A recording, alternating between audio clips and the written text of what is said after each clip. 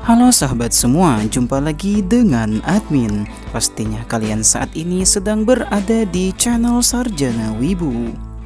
Bagaimana kabar kawan-kawan pada hari ini? Semoga kalian semua sehat-sehat saja.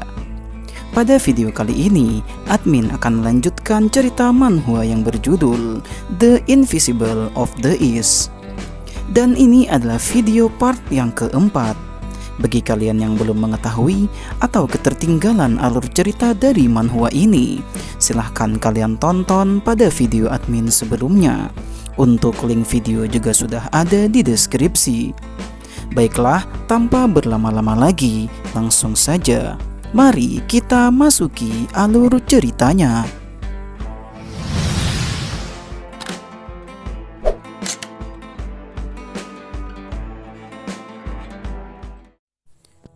Cerita kemudian berlanjut pada chapter kali ini. Pada awal mulanya, kita diperlihatkan pertarungan yang akan terjadi antara guru dengan murid terbaiknya di sekte Monhua. Jae-sung telah mengeluarkan skill sesungguhnya dari sekte Monhua. Cheng Yum begitu terkejut melihat kekuatan yang sangat dahsyat diperlihatkan oleh Jae-sung. "Bersiaplah Cheng Yum, bagaimana caramu bertahan dari ini?" ucap kakak tertua.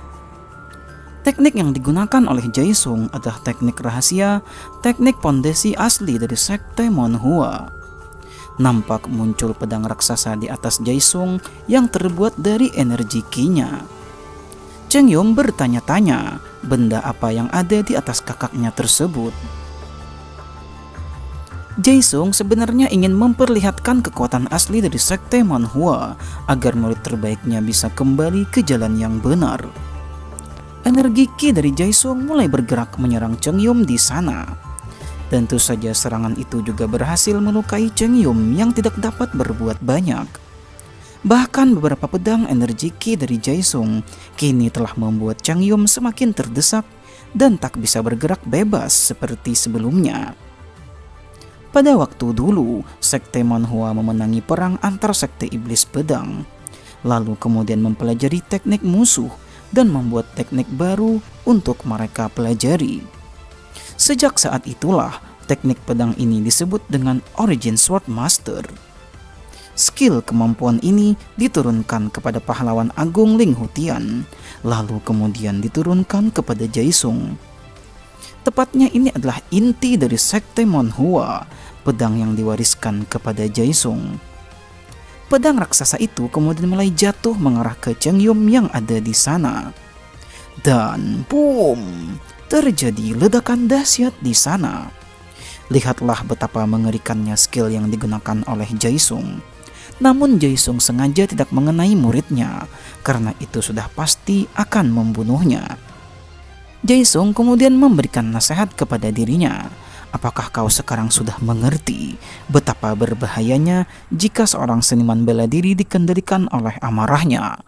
ucap Jae-sung. Cheng Yum bertanya, kenapa Jae-sung tidak membunuhnya saja? Sebagai guru yang baik, tentu saja Jae-sung tidak sampai hati untuk membunuh Cheng Yum. Ia hanya berharap Jae-sung akan sadar dan kembali ke jalan yang benar. Hukuman Cheng Yum akan ditambah. Selain itu, Jae-sung juga meminta agar Cheng Yum merenungkan kesalahannya dan memperbaiki diri. Jae-sung masih percaya kalau Cheng Yum suatu hari nanti akan mampu membuat bunga plum semakin mekar. Akan tetapi, murid tidak tahu diri tersebut sudah dikendalikan oleh rasa balas dendam, dan ia menyerang gurunya dari belakang. Tentu saja serangan itu sangat berbahaya dan mengenai organ vital dari Jae-sung. Beberapa waktu kemudian, Jung dan kawan-kawan telah hampir tiba di sekte Monhua. Betapa terkejutnya Jung melihat sesuatu yang aneh di markas sekte mereka. Sangat jelas di mata mereka, markas sekte Monhua telah terbakar. Jung dan rekan-rekannya bergegas untuk segera kembali ke markas dan menyelamatkan markas mereka. Kobaran api semakin membesar dan membakar semua yang ada di sana. Jung dan rekan-rekannya menyebar mencari orang-orang di sekte Monhua. Dan Jung akan memeriksa tempat master dan kakak tertua berada saat ini. Mereka tidak ada menemukan satupun orang di markas sekte Manhua. Entah apa yang telah terjadi kepada mereka. Sementara Jung bergerak dengan cepat mencari master dan kakak tertua. Di tengah perjalanan, ia merasakan adanya energi Qi yang mulai melemah di sekitar sana. Namun ia masih belum menemukan dari mana asalnya Qi yang melemah itu. Jung terus saja mengelilingi tempat tersebut untuk mencari tahu. Ternyata energi itu berasal dari Jae-sung yang sudah terluka parah. Jung memegang kakak tertua sambil bertanya apa yang telah terjadi di tempat itu. Jae-sung sudah tak dapat melihat dengan matanya dan ia hanya mengenali suara Jung. Jung bertanya siapa yang sudah berani melakukan ini pada dirinya. Jae-sung sama sekali tidak ada niat untuk memberitahukan siapa orang yang telah mengacaukan sekte Manhua. Ia hanya berkata kalau dirinya seperti ini karena karmanya sendiri. Jae-sung kemudian mengatakan kalau Ling Hujung bukanlah anak dari pahlawan agung, melainkan hanyalah seorang Ling Hujung saja. Jung pun bingung dengan apa maksud dari perkataan kakak tertua.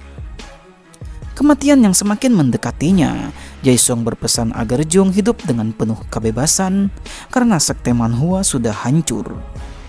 Jae-sung berpesan agar Jung jangan sampai dikendalikan oleh amarah, karena kemarahan akan membuat dia kehilangan kesadaran. Ikutilah jalan yang kau percayai.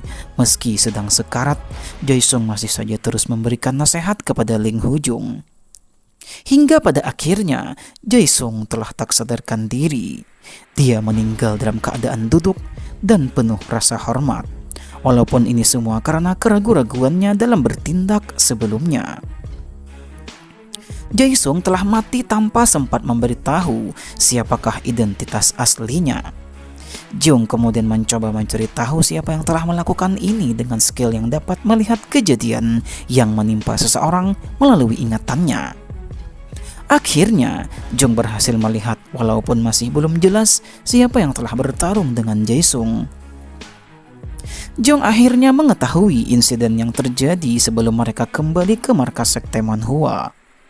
Energi yang sangat kuat membuat Jung tak dapat melihat lebih jauh kejadian sebelumnya di markas mereka.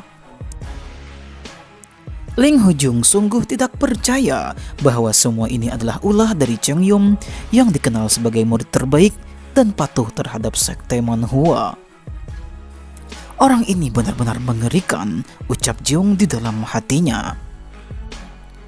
Beberapa waktu kemudian, Master Saiyom pun telah tiba kembali di markas sekte Manhua. Beliau pun terkejut dan bertanya di manakah si Jae-sung. Jung menceritakan kepada Master bahwa kakak tertua telah tewas. Mereka semua tentu saja tidak percaya dengan apa yang telah terjadi. Bagaimana bisa sekte Manhua bisa hancur dan kakak senior mereka terbunuh? Master Saiyom sangat terpukul dengan kematian Jae-sung. Padahal beliau sudah berencana untuk meneruskan sekte Manhua ke tangan muridnya itu. Jung menjelaskan kalau kakak tertua tewas karena dibunuh oleh seseorang. Master Saiyom pun terkejut, mana mungkin Jae-sung dapat dibunuh dengan mudah dalam waktu singkat. Jung terus menjelaskan kalau kebakaran ini hanyalah dilakukan untuk menutupi pembunuhan terhadap Jae-sung. Master kemudian melihat kepada luka yang ada di tubuh Jae-sung. Itu adalah luka yang disebabkan oleh kemampuan Hua Essence Fist. Di sekte Manhua saat ini, yang bisa menggunakan Hua Essence Fist hanyalah Master, Jae-sung, Ling Hujung, dan juga Cheng Yum. Tentu saja pelakunya bukanlah Jung, karena Ling Hujung bersama kawan-kawan pergi keluar kota. Berdasarkan analisis dan kecurigaan mereka, yang telah membunuh kakak tertua adalah Cheng Yum. Mereka mencurigai kalau Cheng Yum pasti menggunakan cara yang licik untuk membunuh Jae-sung. Yon mengajak kawan-kawan semua untuk segera mencari Cheng Yum dan segera untuk membalaskan dendam. Akan tetapi Jung kemudian bertanya apa yang bisa dilakukan oleh mereka untuk mengalahkan orang yang baru saja berhasil membunuh kakak tertua. Kalau dia saja mampu membunuh kakak senior, kemungkinan ia juga bisa saja membunuh kita semua sebelum kita sempat membuatnya menyesal, ucap Jung. Master Seyum meminta agar anak-anak semuanya diam dan menghormati kakak tertua yang ada di hadapan mereka. Daripada memikirkan siapa yang telah membunuh Jaesung, Master menyarankan agar mereka mengurus pemakaman Jaesung terlebih dahulu. Singkat cerita, api yang membakar sekte Manhua telah padam dan menghanguskan semua yang ada di sekte. Saat ini, pemakaman kakak tertua di sekte Manhua juga telah berlangsung. Mereka semua belum siap menerima kematian kakak tertua. Bahkan mereka berjanji di atas makamnya untuk membalaskan dendam atas kematian Jaesung.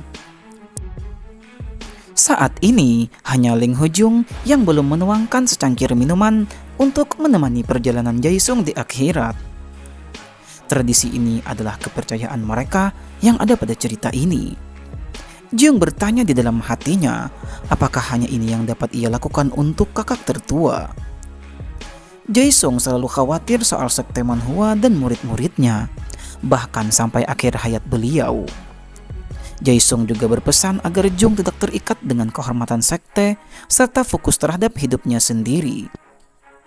Master Seyum menegur Jung yang sedang melamun dan memintanya agar segera menuangkan cangkir minum tersebut di sana. Namun secara mengejutkan, Jung malah meminum sendiri air tersebut. Master kemudian marah dan bertanya apa yang telah dilakukan oleh Jung. Rupanya, Ling Hojung berjanji akan membalaskan dendam kakak tertua. Dan ketika balas dendam sudah berhasil, maka ia akan menuangkan cangkir itu nanti secara langsung. Kalau memang seperti itu, maka Master pun mengizinkan Jung. Saat upacara pemakaman masih berlangsung, tiba-tiba mereka dikejutkan dengan kedatangan pasukan pemerintah. Sebagai pemimpin sekte, Master kemudian maju dan bertanya kepada para pasukan, ada perlu apa mereka mendatangi sekte ini. Pasukan pemerintah datang ke tempat itu untuk menangkap Ling Hojung yang sudah melukai putra dari Perdana Menteri. Yon menjelaskan kalau mereka melakukan pertarungan yang adil, terlebih lagi Hubu Hailah yang telah memulai penyerangan terlebih dahulu. Ling Hojung kemudian malah maju dan menunjukkan dirinya. Setelah melihat batang hidung Jung, pemimpin dari pasukan langsung memerintahkan agar anak buahnya segera menangkap Ling Hojung. Dalam sekejap, para pasukan mulai mengelilingi Ling Hojung. Jung berteriak, kenapa pemerintah melakukan hal ini hanya karena pengaruh dari keluarga Nengong? Sungguh memalukan. Pemerintah yang sekarang sudah menjadi tukang fitnah, ucapnya. Salah satu dari pasukan kemudian maju dan meminta agar yang lain tetap diam saja. Nampak pria itu sangat marah setelah mendengar perkataan dari Ling Hojung yang menyebut keluarga Nengong. Pantas saja pria itu marah karena ia adalah calon pewaris klan Nengong. Pria itu bernama Li Kuan Sam. Jung mengulangi perkataannya. Ia mengatakan kalau ada keparat yang memfitnah orang tidak bersalah. Li Kuan melepas topinya dan bertekad akan memberikan pelajaran kepada Jung hari ini. Semua rekan-rekannya dia perintahkan untuk mundur, dan Li Kuan akan mengurus bocah nakal ini. Li Kuan menjelaskan kalau sekte Manhua dulunya itu dibantai oleh Heavenly Demon. Diceritakan ratusan dari mereka tidak mampu melawan satu orang itu dan dimusnahkan dalam sekejap, ucap Li Kuan. Ya, Jung hanya tersenyum mendengar cerita itu, karena musuhnya tersebut tidak tahu kalau identitas asli dari Jung saat ini adalah Dongfang Bubai. Li Kuan dengan cepat bergerak menyerang Jung yang terus saja menghina keluarga Nengong. Serangan dari Li Kuan berhasil dihindari dengan sangat mudah. Jung mengamati serangan itu. Dia berpendapat kalau dirinya mampu menghalang serangan Li Kuan dengan baik. Namun sulit bagi Jung untuk menggunakan teknik bela diri sekte lain saat bertarung di hadapan rekan-rekannya di sekte Manhua. Sehingga ia tidak punya pilihan lain selain menggunakan teknik Hua Essenfish. Bunga-bunga plum blossom mulai bertebaran di sekitar Jung. Jung berhasil menyerang Li Kuan dengan skill Hua Essenfish-nya. Akan tetapi, Li Quan masih bisa bertahan dan mencoba untuk menyerang Zhong dari belakang. Beruntung, Zhong masih bisa menangkis tendangan tersebut. Namun tendangan itu terlampau kuat sehingga membuat Zhong terhempas.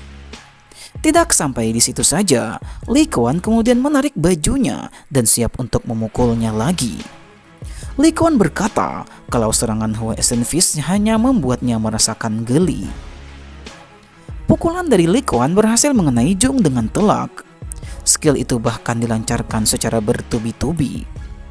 Gerakan kedua dari Cloud Thunder Palm, Heavenly Thunder 3 Chapter. Itulah nama skill yang digunakan oleh Li Quan. Melihat Ling Hojong yang terkena serangan membuat rekan-rekannya khawatir. Master Saiyum berpikir apakah ia harus turun tangan. Namun jika ia melakukannya, maka hanya akan memancing pertarungan antar sekte yang lebih besar. Satu-satunya cara adalah dengan mempercayai Zhong kalau ia akan mampu mengalahkan Li Quan.